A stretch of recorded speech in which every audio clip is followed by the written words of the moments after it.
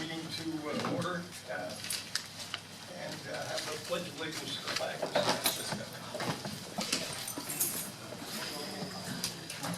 I pledge allegiance to the flag of the United States of America and to the republic for which it stands, one nation under God, indivisible, with liberty and justice for all. So do we have a roll call? Herman Robinson, Here. Jimmy Zollner, Madeline Burnside, Judith Just, Here. Darren Engel, Here. Aaron Fitzhugh-Sita, Here. Tom Norris. All right. Thank you all for attending. We appreciate your input, and I'm going to ask if we don't have blue cards in the back, but there'll be time for public participation.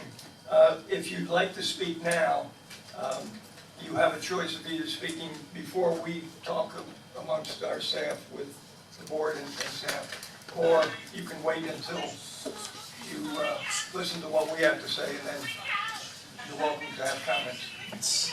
So, do you want to note your timelines? Anybody want to speak now, or forever until we're at the end? Hold your pace. All right. Staff, do you want to start with your presentation? We've actually got William Waters, Sustainability Director. Over the past 5 years since I've been here, we have evolved a little bit in understanding the priorities, goals, objectives, and desires of the community. One thing that has been taking some time is to get back around to the Historic Preservation Program to do a couple of things. One was that when I arrived, essentially everything in the department needed to be fixed. And there were priorities such as fixing code, fixing the building division, fixing the LDRs, fixing our budget, getting some staff, and a bunch of other things that sort of were a priority a little bit higher on the list, and getting back to how the Historic Preservation Program had been run. Because at my arrival, I don't think the city had anybody with a preservation background working in the division or the department for at least three and a half years. And make it even worse, there was only one planning person when I arrived and a secretary. And so there are a lot of things that were being done that were outside the realm of what staff could do or were allowed by the code. And so we've got the code generally fixed, and a number of other things in the department are sort of on track. We have had a little bit bumpy ride also having consistency of staff. It took us 15 months before we actually had a preservation staff person on board after my arrival. She was here for a little while, a few years, and then we had another little break, and then Amy arrived, and then due to it was sort of like an onslaught all of a sudden. There were dozens of cases a week versus like one or two. And that's much to do with the economy. I think a lot of people in the city were waiting to see how stable the community was going to be, whether it was worth investing in the city. And so they held off some major investments, and all of a sudden, everybody decided they wanted to do something. And staff only has the capability, capacity to do so much in response, and so we got kind of behind. But fortunately, the commission created an extra staff person for this fiscal year, and then Ms. Jacobs joined us. So what we did, and then this is based on my listening to some of the meetings over the past year and a half or so, is I don't think we all have the same understanding of how we got from where we were to where we are. What is historic preservation, what it means in the context of the national movement that has already been evolving now for almost 50 years. Actually goes back farther than that, but Katie will give a little presentation on it. And I know there have been questions asked about what is the real economic benefit or the benefit to the city. Also, I think it was 2 meetings ago, I asked all of you to do a little bit of homework and make a list of what you felt were the integral, intrinsic characteristics of our historic districts that needed to be preserved. There's already been the tabletop book, or the coffee table book for the cottages, and people are very familiar with the cottages and the unique aspects of those in Lake Worth, but they're only part of the history of Lake Worth that's actually really significant. And preserving them in context of their historic districts is important. But you have at least two other development periods in the city that are pretty prominent that I don't know whether everybody appreciates as much as they might.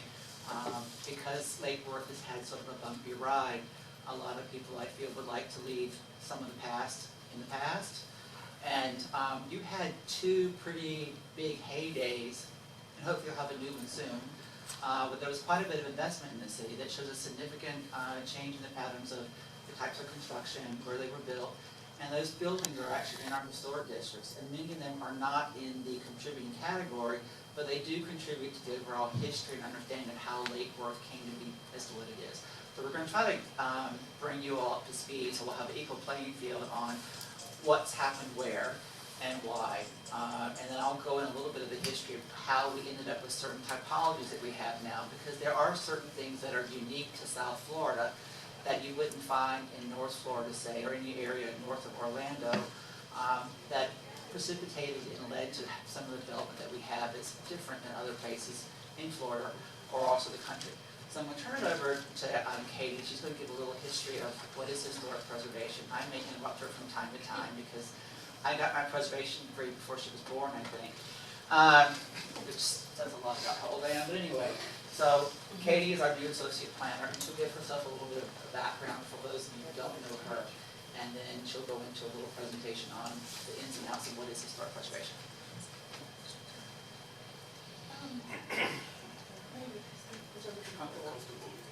Okay, that's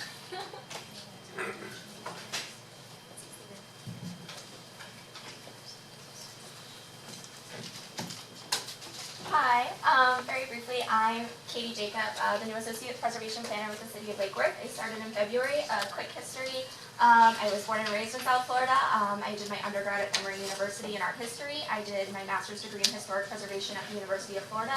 I have done preservation internships and programs with the National Trust in England, the Czech National Trust in the Czech Republic, the National Park Service International Division in Washington, D.C., the Nantucket Preservation Trust, Preservation Institute, Nantucket, and I was the student appointee to the Gainesville Historic Resources Preservation Board in the city of Gainesville, Florida during my master's degree at University of Florida. So there is my brief background and how I ended up here. So we're also going to do a brief background on preservation, because when most people ask what I do when I say preservation, they're like, what's that? So we're going to go over it and really briefly. So historic preservation is an endeavor that seeks to preserve, conserve, and protect buildings, objects, landscapes, and other artifacts of historical significance. In the United States, I would say the defining preservation moment that started was in 1853 with Mount Vernon and Pamela Cunningham. She was driving down the Potomac, well, she was in a boat down the Potomac, and she saw that George Washington's house was completely dilapidated. She raised all her lady friends together. They raised over $200,000 to purchase the house and restore it, and that was probably the starting point of preservation in the United States. From there, we keep moving on, and we have the Association for Preservation of Virginia Antiquities, which basically brought Jamestown to the forefront and preserved that, and is now known as Preserve Virginia as a nonprofit.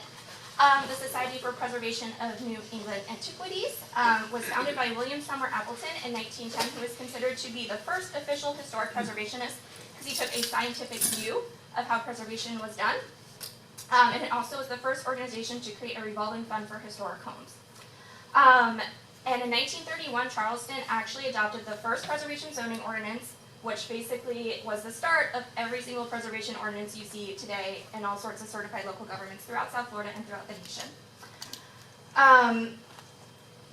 And from 1936 onward, cities throughout the USA started adopting these preservation zoning ordinances. In 1949, the National Trust for Historic Preservation was created as a government entity. It is now known as a nonprofit to advocate for historic preservation throughout the United States. And one of the big catalysts for the National Preservation Act in 1966 was the demolition of Penn Station in New York City. It rallied a nation to protect the demolition of the landmark, and the case brought the importance of preservation to the forefront of the nation. And it also was upheld by the U.S. Supreme Court that the creation of historic districts and landmarks and the restrictions they come with are legal according to the Penn Central Transportation versus the City of New York in 1978. So the National Preservation Act of 1966 was congressional law, and I'll just read these briefly, that declared that the spirit and direction of the nation are founded upon and reflected in its historic heritage. The historical and cultural foundations of the nation should be preserved as a living part of our community and development in order to give a sense of orientation to the American people. Historic properties significant to the nation's heritage are being lost or substantially altered, often inadvertently, with increasing frequency.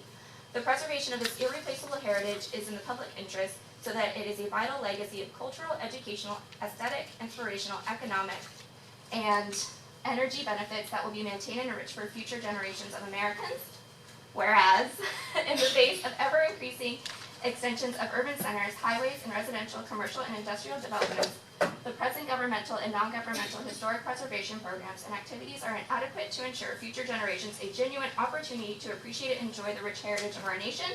Whereas the increased knowledge of our historic resources, the establishment of better means of identifying and administering them, and the encouragement of their preservation will improve the planning and execution of federal and federally assisted projects and assist economic growth and development. And although the major burdens of historic preservation have been borne in major efforts initiated by private agencies and individuals, and both should continue to play a vital role, it is nevertheless necessary and appropriate for the federal government to accelerate its historic preservation programs and activities, to give maximum encouragement to agencies and individuals undertaking preservation by private means, and to assist state and local governments and the National Trust for Historic Preservation and the United States to expand and accelerate their historic preservation program and activities. It also created the National Register for Historic Places, which is part of a national program to coordinate and support public and private efforts to identify, evaluate, and protect America's historic and archaeological resources. Some of the criteria for significance include event, historical or cultural, a person, same, design and construction, architectural, or information potential archaeological. It also facilitated the Section 106 review process, which acknowledges that the government does not want to use its funding to destroy historic resources and provide an open communication between interested stakeholders and the government of the historic resource. So the reviews for preservation at any landmark are based on the Secretary of Interior standards.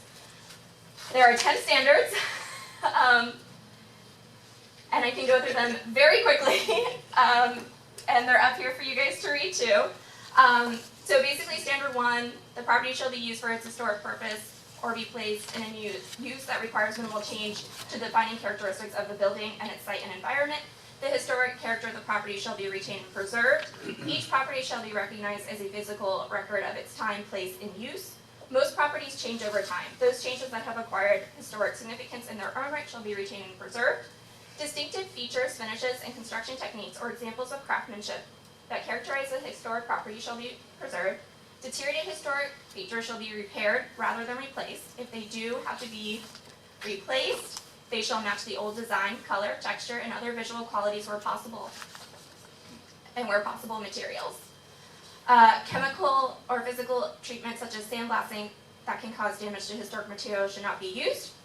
Significant archaeological resources affected by a project shall be protected and preserved. New additions, exterior alterations, or related new construction shall not destroy the historic materials that characterize the property, and new additions and adjacents or related new construction shall be undertaken in such a manner that if removed in the future, the essential form and integrity of the historic property and its environment shall be unimpaired. So if you look at the preservation process, there are 4 ways to preserve a building. You have preservation, which preserves it as is in that time period. Rehabilitation, which adapts the property for compatible use through repair, alteration, or addition, while preserving those portions or features that convey its historical, cultural, or architectural values. And restoration, which you basically bring a building back to a specific time in history. Reconstruction is the new construction based on a historic property on a specific time also. So the first step to successful preservation is to repair the historic material. If the material cannot be repaired, then replacement shall be the most like product to the original material. So when we look at the advent of local preservation, 3 cities in the U.S. really started it. So you have New Orleans, which started in 1936, and they have the Bucare Commission, which granted regulatory powers to the first neighborhood-led advisory council that oversaw the maintenance of local historic resources. And today the Bucare regulates repair and alterations made to the exterior surfaces of all buildings in the district, which I'm sure you know as the French Quarter in New Orleans. In Charleston, in 1931, they created the Preservation Zoning Ordinance that created the Old and Historic Charleston District. The ordinance focused on the exterior of the buildings that can be seen from the public. The area approval to historic architecture would come to define the modern preservation movement. And in Savannah today, preservation in Savannah was brought to the forefront in the 1950s when the Davenport House was threatened to be demolished. A last-minute save by the Savannah Foundation saved the house and catalyzed Savannah into creating historic districts. In 1966, the first of the 12 districts was landmarked in Savannah, and today they currently have 12. So if we look at other certified local governments in South Florida, there are a total of 25 certified local governments within the South Florida area with historic preservation ordinances. And we come to preservation in Lake Worth. This is the ordinance taken from our code. If you look at the highlighted areas, the preservation, protection, perpetuation, enhancement, and use of landmarks in historic districts is a public necessity because they have special historic, architectural, archaeological, aesthetic, or cultural interest and value, and thus serve as visible reminders of the city and heritage of the city, state, and nation. The City Commission further declares that this section specifically implements the comprehensive plan and further embodies the city's commitment to conserving its historical, cultural, archaeological, and architectural resources, not only to preserve its unique character, but also to meet the stated goals, objectives, and policies of land use, housing, and conservation, as mandated by FS Chapter 163 and its comprehensive plan. So basically, our preservation ordinance protects historic properties by officially recognizing historic areas, buildings, and sites as local historic districts and landmarks. Owners of these locally designated properties get approval from a locally appointed board for exterior changes, additions, new construction, relocation, or demolition, so that the changes complement the historic appearance of the building and its surroundings. The presence of a preservation ordinance does not prevent change, rather it encourages appropriate alterations and new construction that fits within the existing buildings. Within Lake Worth, there are 6 historic districts. We have 3 national and local districts that were locally designated in 1999 and nationally in 2001. They're based on color. I don't know if Amy, you want to point to Old Town. So we have Old Town, Old Lucerne, and College Park. And our local district, South Palm Park, designated in 2000, Northeast Lucerne designated in 2002, and Southeast Lucerne designated in 2002 also. And as always, all districts are regulated through the Lake Worth Municipal Code Section 235-4. So when we look throughout the architectural styles in these historic districts, there are numerous different ones around all these districts. So some of the more popular ones are frame and masonry vernacular, mission, Mediterranean, cottage, bungalow, Key West style, Art Deco, Art Moderne, mid-century modern branch, minimal traditional, craftsman, revival styles, colonial, neoclassical, and Mediterranean. And each style has character-defining features such as roof, windows, doors, decorative feature, including the size, mass, and configuration of the building. We're in Lake Worth the second. There's actually 2 on the other side, one on Palm. It has shutters on it right now. There's actually 2, they're almost identical, one's on Lakeside, one's on Palm Lake. So if you look at the history of preservation of efforts in Lake Worth, the Preservation Ordinance was created in 1996 and the HRPB was established in 1999. There are currently 2 completed surveys of the Lake Worth historic districts. A 1991 survey of segment State Road 805, which is Stacy Highway, by Archaeological Consultants Incorporated, and a 1991 historic properties surveys of the City of Lake Worth by Historic Properties Associated, Inc. The period of historical and architectural significance encompasses all properties constructed before 1949 at the time of the survey. And just a side note, the National Historic Preservation Act of 1966 recommends that once buildings are 50 years of age, they have reached a point where they could be considered historic. The 50 years of age is used as a guideline, though there are many examples of great architecture and cultural heritage that can be designated at an earlier time. So then we get to our character-defining features of the types of buildings we have in Lake Worth. So these refer to all those visual aspects and physical features that comprise the appearance of every historic building.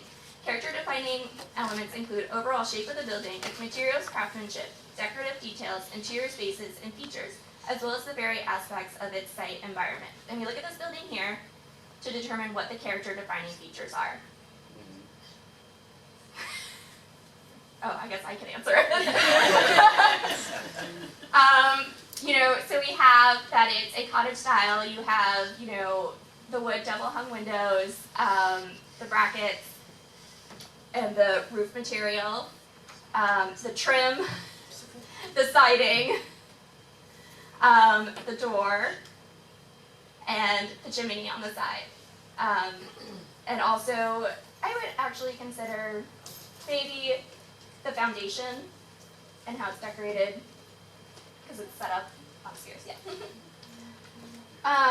And also, if anybody is interested, Preservation Brief 17 goes into more details to determine character features of the house.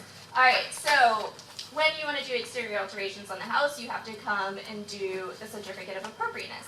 A COA is a necessary form when reviewing building permits for structures within the historic district. So this chart tries to explain the process. So the applicant submits the C of A application and all attachments. Staff reviews that application for completeness based on the COA approval matrix, which is on our website, and you can see it. It basically says what can be approved at staff level and what needs to go to the board for approval. If the application is incomplete or not in accordance with the land development regulations, I will probably call you and tell you, and then you should resubmit with the required information.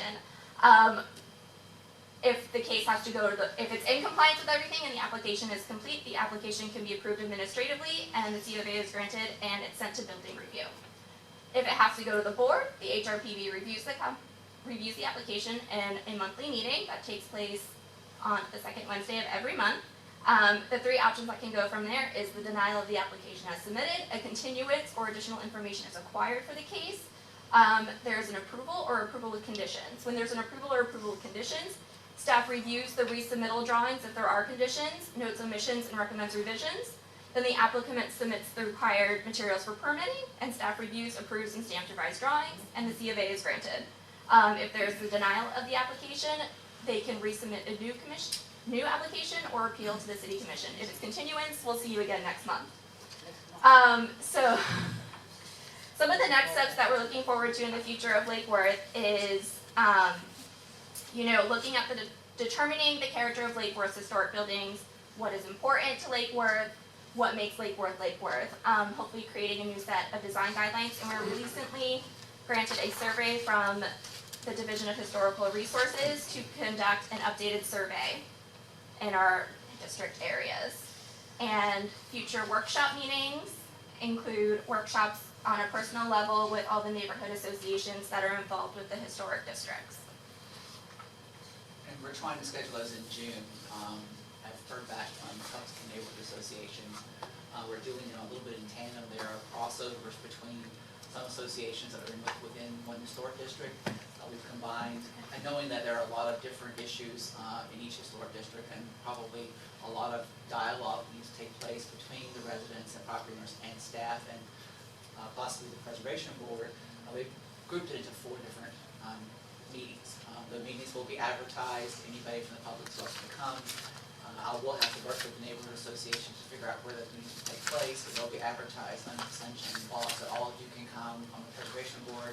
If the commissioner and the mayor want to come, they're welcome as well. But they're really intended to get real concrete feedback and have a collaborative, productive conversation with the public on what's important to them in the historic districts, why their districts were designated, and what needs to be done in order to have a positive experience moving forward. Because there is a lot of misinformation and confusion out there. I will say that, and I'll take the blame in a sense, the city was very remiss in how it ran its preservation program for a number of years. It comes out of the fact that our old zoning code was in conflict with our comprehensive plan, which was in conflict with what everybody wanted. And beginning in 2005, there was a comprehensive master plan study that didn't really resolve anything until we adopted a comp plan amendment in 2012 and then revised land development regulations in 2013. So there was an 8-year period where things were kind of up in the air. Also due to extensive turnover in the directorship of the department and also remarkably amazing numbers of staff turnover, there are a lot of decisions that were made that should not have been made by both staff and the board. What complicated the board's decision-making power at the time is that the Planning and Zoning Board and the Historic Resource Preservation Board were the same board. They also were the nuisance abatement board at one point. There are orders for nuisance abatement improvements that are predicated and based on the issuance of a certificate of appropriateness. All of that should have been done separately under different guidelines or different sections of chapters of the Florida statutes. it's a legal morass that we're just gonna leave in the past and move forward, because now we have 2 boards, we have a special magistrate who deals with nuisance abatement. But there are a lot of people relying on how decisions were made in the past, and we legally could not defend many of them. I'm not blaming the board, because most of your actions are directed by how staff presents things to you and how the management of the city views things. That's one reason why I came to work for the city, because I was at a preservation meeting supporting the case for the Cultural Council, and staff literally could not answer the most basic fundamental questions on how preservation works and why the case was being presented to them. And I said, this city, I know a lot of you for a long time, I said, this city really needs some help. Maybe I can talk to the city manager, we can figure out something. So here I am 5.5 years later. And I have to admit, I never realized, I should have, I was a little naive myself, about how much we needed to fix in the city to get it needed to be where it is. And there's still lots of things to fix. A lot of it hasn't been very pretty. You all have been, as a board, have been backed into some very awkward, difficult positions. Staff has as well. Because part of it's also a learning curve. Not having the best dialogue, because there have been political factions in the city, haven't always gotten along. And at different times while I've been here, one group has been far more vocal than another one. It seems now that there is a little bit more equilibrium and a more consistent voice, and looking at what is the desires and interests of the majority versus a minority is coming forth and being helpful. But it was kind of topsy-turvy for about 3.5 years as to what the community really wanted, where were we going, and staff had to only be able to rely on what rules we had in place. And so, as Katie mentioned, our ordinance is predicated and set up on the Secretary of Interior standards, which are a national standard. Most cities have design guidelines that feed off of those. We do have some guidelines that were sort of created for the College Park. The College Park is not everybody's historic district. There were some guidelines developed for 25-foot lots that never got adopted or really incorporated.